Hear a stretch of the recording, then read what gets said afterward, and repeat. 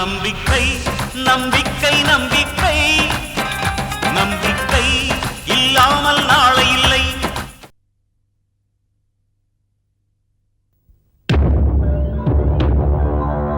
வணக்கம்மா.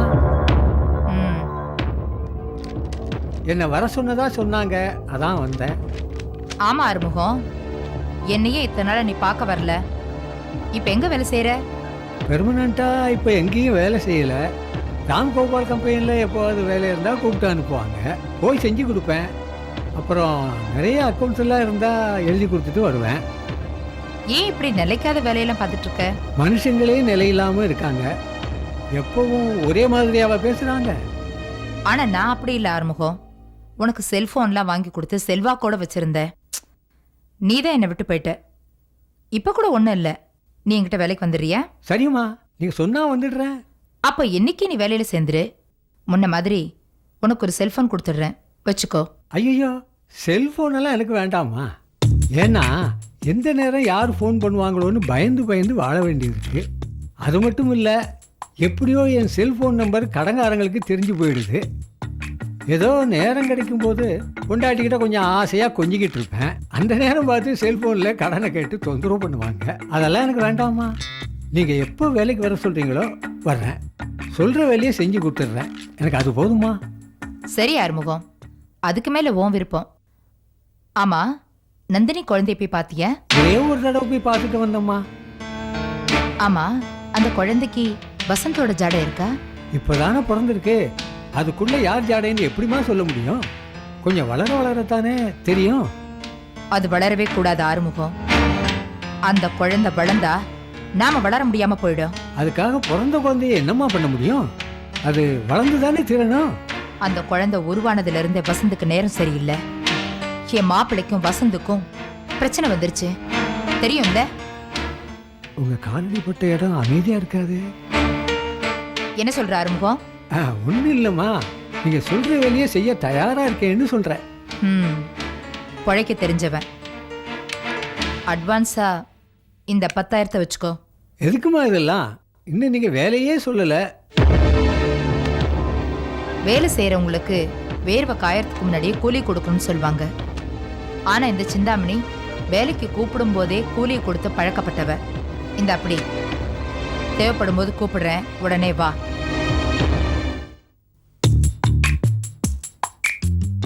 நிலவு கூட தேஞ்சி தேஞ்சி தான் வளருது. ஆனா இந்த அம்மா இன்னும் தேயாம அப்படியே இருக்காங்களே, எப்படி? ஆறுமுகம், கிடைச்ச வரைக்கும் உனக்கு லாபம்டா, அனுபவி.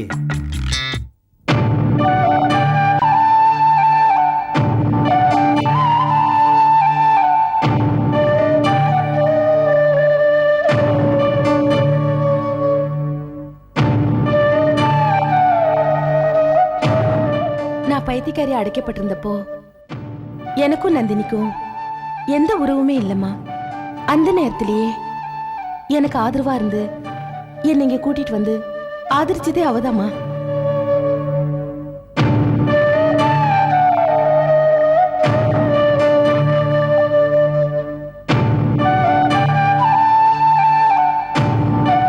உறவு பெருசா மனிதாபிமானம் பெருசான்னு பார்த்தா நான் நந்தினி கூட தான் இருக்கணும்.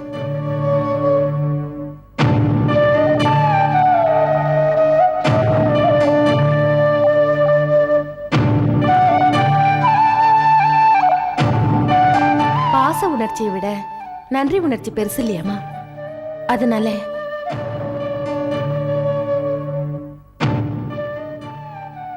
நான் நந்தினியோட இருக்கிறது தான் நியாயம்.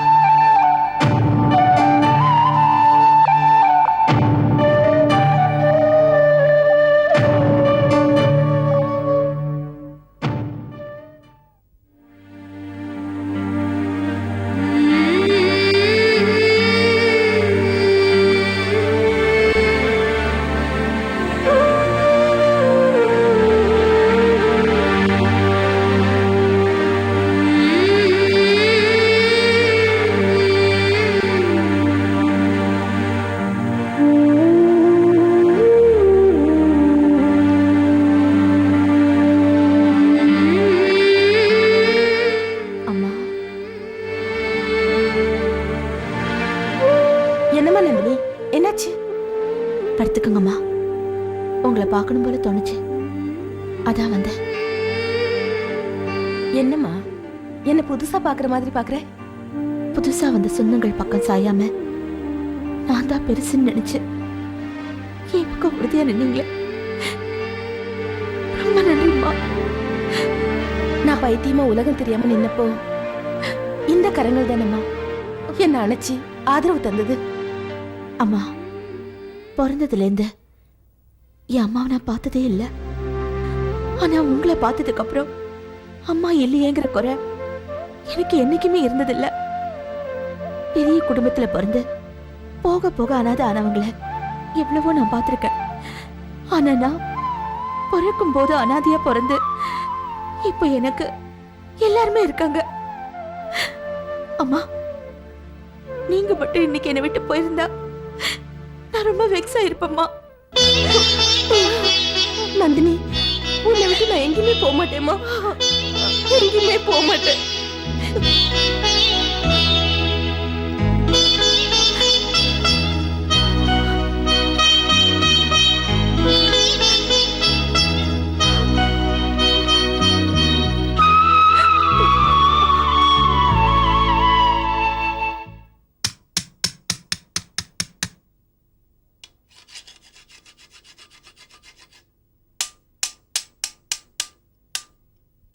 அண்ணா, வா ஜெயந்தி. என்னம்மா இவ்வளோ தூரம் வந்திருக்க? உனக்கு எங்களை பார்க்கணும்னு தோணலனாலும் எங்களால அப்படி இருக்க முடியலண்ணா. என்னாலையும் உங்களெல்லாம் பார்க்காம இருக்க முடியலம்மா. அதனாலதான் நீ வீட்டு பக்கமே வராம இருந்துட்டியாண்ணா? இல்லைம்மா, இந்த வண்டியை நான் ரெடி பண்ணி கொடுத்தாகணும். எவ்வளோதான் ரெடி பண்ணாலும் இந்த வண்டி ரெடி ஆக மாட்டேதுமா. செகண்ட் ஹேண்ட் வண்டினாலே இப்படிதாம்மா இருக்கும்.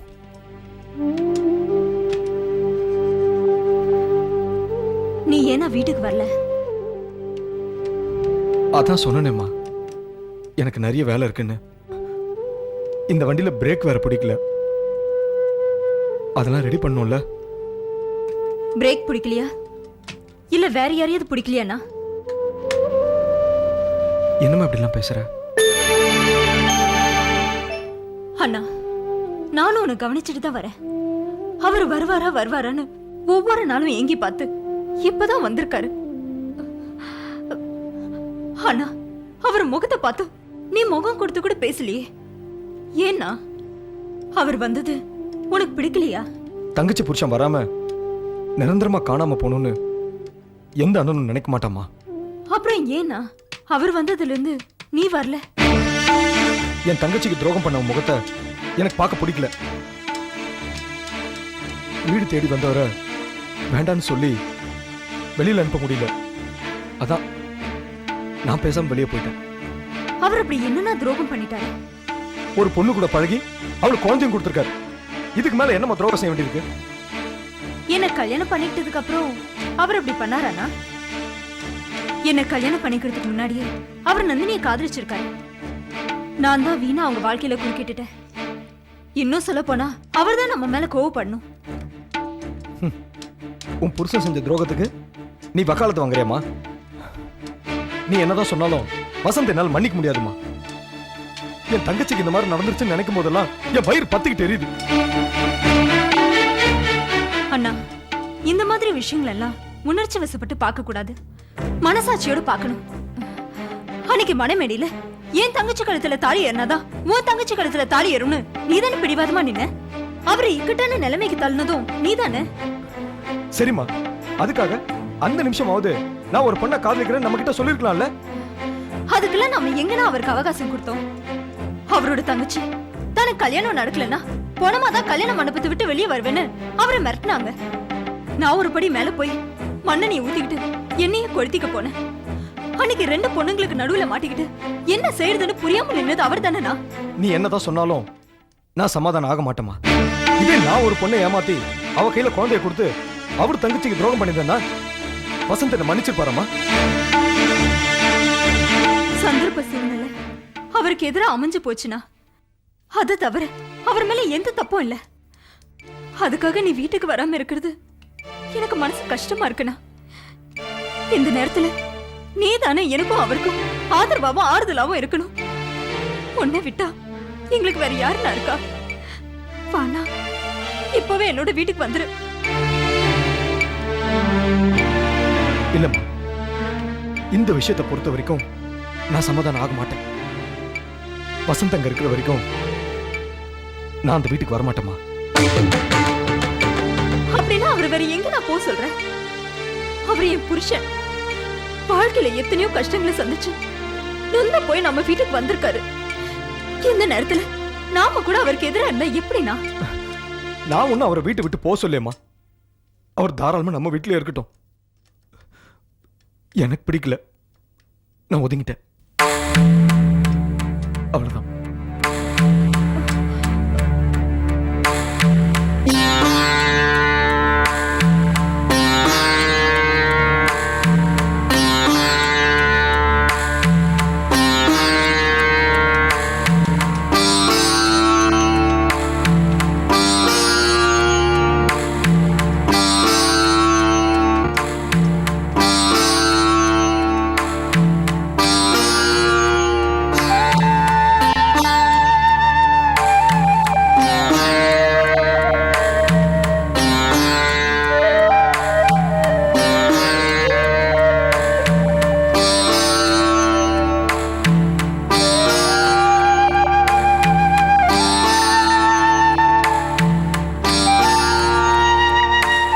என்னங்க எங்க கிளம்பிட்டீங்க? நான் இங்கே இருக்கக்கூடாது ஜெயந்தி. என்னை இங்கே யாருக்கும் பிடிக்கல. அப்படின்னு யார் சொன்னா? சில விஷயங்களை சொல்லாம தெரிஞ்சுக்கணும் ஜெயந்தி. சரி, கொஞ்சம் இருங்க, நானும் வரேன். நீயும் வரியா? ஆமா, நீங்க இல்லாம எனக்கு இந்த வீட்டுல என்ன வேலை? என்னை விட்டுட்டு போக உங்களுக்கு மனசு வருமா? ஜெயந்தி, ஒரு நல்ல வேலையை தேடிக்கிட்டு உன்னை சந்தோஷமா வச்சுக்கணுங்கிறதுனால தான் நானே போறேன். நல்லா வாழும் போதுதான் கூட இருப்பேன்னு சொன்னா அதுக்கு பேர் உறவு இல்லைங்க. ஜெயந்தி, இந்த உலகத்துல எனக்குன்னு இருக்கிற ஒரே ஒரு உறவு நீ மட்டும்தான். உனக்காக தான் நான் வாழ்றேன், வாழணும்னு ஆசைப்படுறேன். இந்த உலகத்துல நான் பெருசா நினைச்ச எந்த உறவும் எனக்கு கிடைக்காம போச்சு. பெத்த அம்மா கூட எனக்கு சொந்தம் இல்லாமல் போயிட்டாங்க. 25 வருஷம் கழிச்சு கிடைச்ச அம்மா மடியில 2 நிமிஷம் தலை வச்சு படுக்கிற பாக்கியம் கூட எனக்கு கிடைக்காம போச்சே.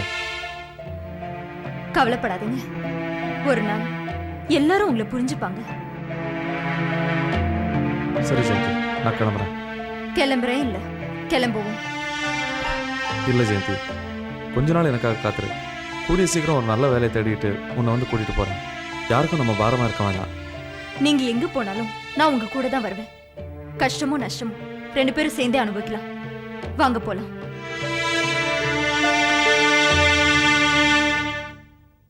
அண்ணா, நீங்க இந்த வீட்டை விட்டு போக வேண்டிய அவசியம் என்ன வந்துச்சு? அவசியம் அவசரம் எதுவும் இல்லைண்ணா.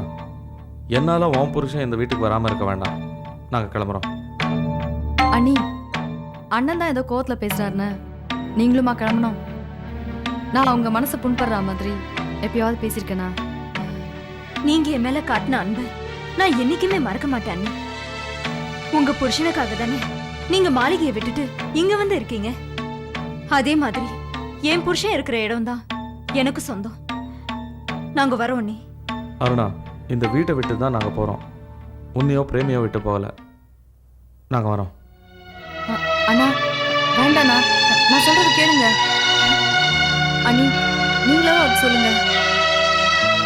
அவர் வந்ததுக்கு அப்புறம் நான் பேசிக்கலாம் அண்ணி. அண்ணி சொல்லுங்க அண்ணி, ப்ளீஸ். அண்ணி,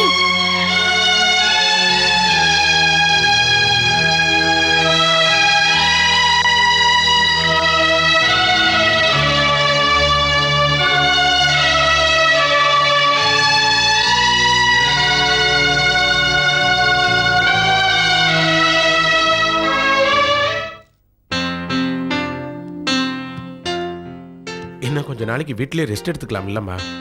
இவ்வளவு சீக்கிரம் ஆஃபீஸ்க்கு வந்து கம்பெனி பொறுப்பை ஏற்றுக்கணுமா? நீ வீட்டில் உட்காந்துட்டு உத்தரவு போட்ட எடுத்து செய்யறதுக்கு நான் இருக்கேம்மா.